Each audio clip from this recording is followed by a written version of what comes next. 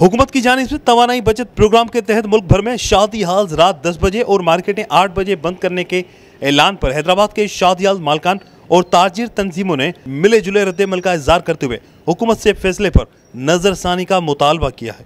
Hyderabad chamber of small traders के सदर फारूक शेखानी ने रद्द-ए-अमल देते हुए हुकूमत के फैसले की हिमायत कर दी। उन्होंने कहा कि हुकूमत ने मार्केट्स रात 8 बजे बंद करने का फैसला मुल्क की तवानाई बहरान को सामने रखते हुए किया है। मुल्क की मुआशी और तवानाई की सूरत हाल खराब है। हुकूमत जो भी फैसला करती है ताजिर बरादरी को साथ खड़ा होना चाहिए। ये वक्ती फैसला है कि हम हुकूमत के फैसले की हिमायत करते हैं।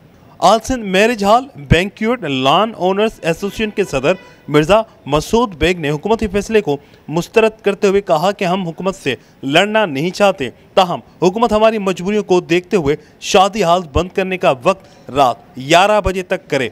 अंजुमन ताजरान जिला हैदराबाद के सदर सलीम हुसैन वोहरा ने हुकूमती फैसले को मुस्तरद करते हुए कहा कि नादिर शाही हुक्म को नहीं मानते। हुकूमत पहले हमें एतमाद मिले, हमारे मसाइल सुने, बातचीत के जरिए रास्ता निकाला जा सकता है। अंजुमन ताजरान रेशम बाजार के सदर मोहम्मद आसिफ मेमन कूंच वाला ने कहा कि लोड शेडिंग की वजह से ताजिर बिरादरी ही परेशानी का शिकार है। हमें दिन रात काम करना चाहिए, जब हमारा मुल्क तरक्की करेगा। हैदराबाद चैम्बर ऑफ कॉमर्स के सदर अदील अहमद सिद्दीकी ने वफाकी हुकूमत से फैसले को वापस लेने का मुतालबा कर दिया। उन्होंने कहा कि मुल्क की मुआशी हालात के बायस ताजिर बिरादरी मुश्किलात का शिकार है।